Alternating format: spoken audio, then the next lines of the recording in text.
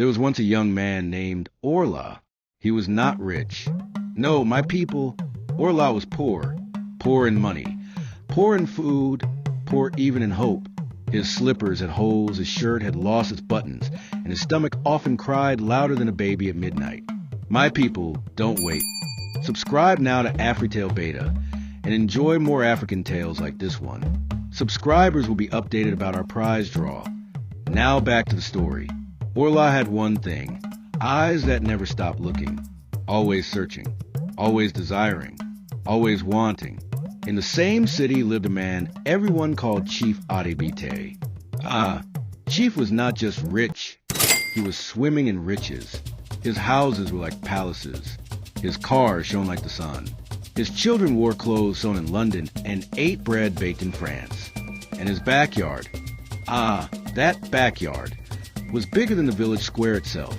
High fences hid it, tall guards protected it, and whispers said secrets slept inside it. Now listen, because this is where the story turns. One hot afternoon, Orla was wandering by Chief's fence, looking for mangoes that had fallen. He bent down, picked one, and as he dug in the sand to loosen the fruit stem, his hand touched something strange. Something hard, something heavy. He looked around.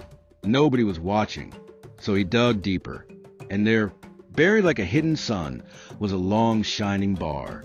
Not iron, not stone, but gold. Ha! Orla's heart almost jumped out of his chest. He scraped away more sand and saw another bar and another and another. His eyes widened. He could not even count them. The ground was sleeping on wealth that could build kingdoms. Gold worth 50 billion naira. For a moment, Orla froze. His heart told him, run away before trouble finds you. But his stomach, his torn slippers, and his greedy eyes whispered, take some, nobody will know. So Orla took one bar, then two, then three. He stuffed them into his bag, covered the hole with sand, and ran like the wind to his mother's small room in their crowded facemia. That night, he could not sleep. He kept touching the gold. Heavy, smooth, precious. He dreamed of cars, houses, fine clothes, and servants calling him Oga Orla.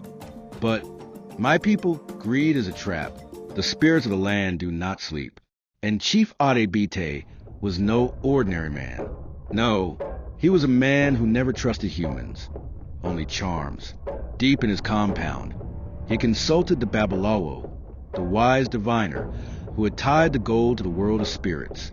Anyone who dared touch it would answer to powers stronger than thunder. 3 nights passed. Orla sold one bar in secret, and the money he received was more than he had ever held in his life. He bought new clothes, ate meat until his belly stretched, and started to boast to his friends. Soon, I will be greater than Chief AfritaleBeta himself, he laughed, slapping his chest. But that very night, as the moon climbed high, a strange sound crept into his room. Like the tapping of a staff on the floor. The air grew cold. The lamp shook, and then he appeared. The babalawo. He was tall, his eyes glowing like red fire. Cowries hung around his neck. Charms jingled at his waist, and in his hand was a long staff covered in feathers. Orla, the voice rolled like thunder. You touched what was not yours. Orla trembled.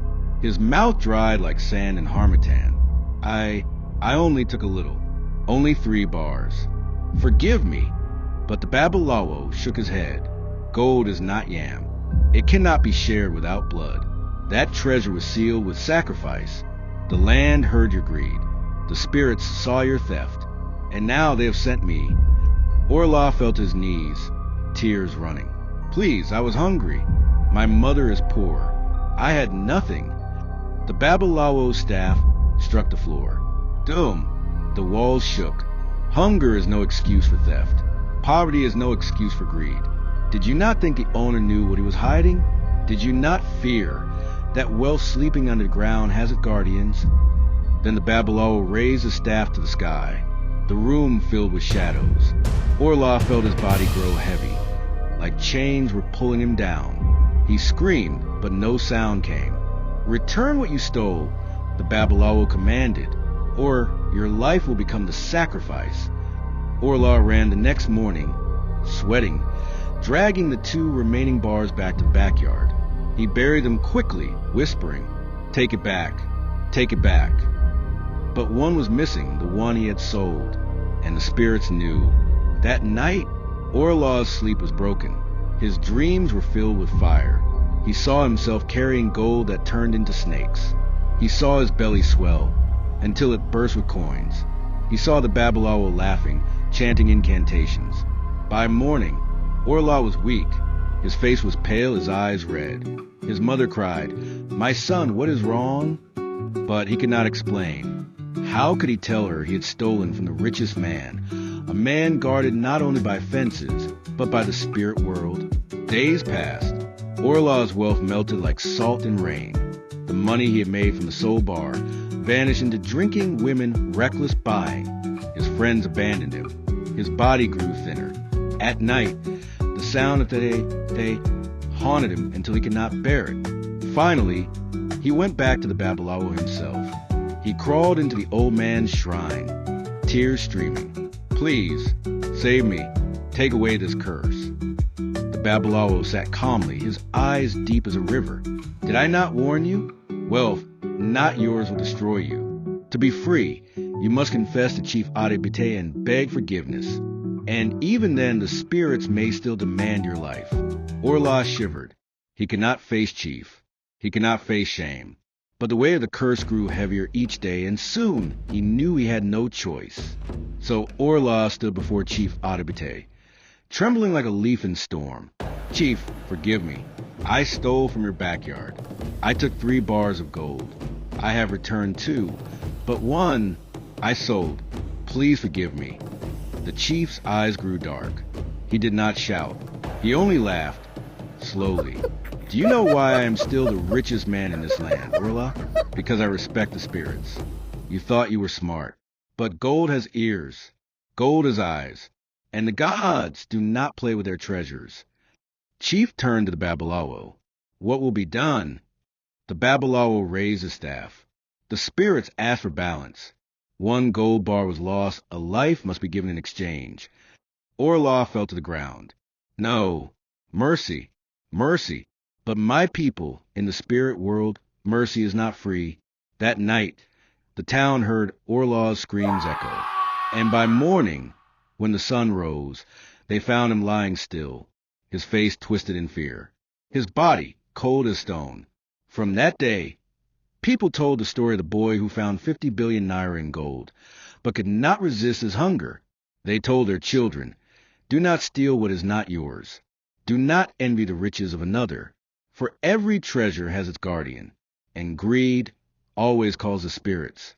And my people, that is the story of Orla, the gold, and the babalawo. Greed will blind you. Poverty is not cured by theft.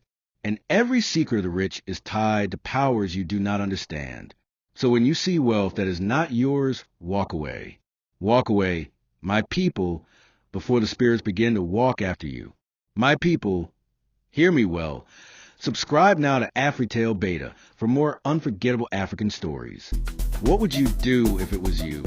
Subscribe and write your comments to be updated about our prize draw. Thanks for watching.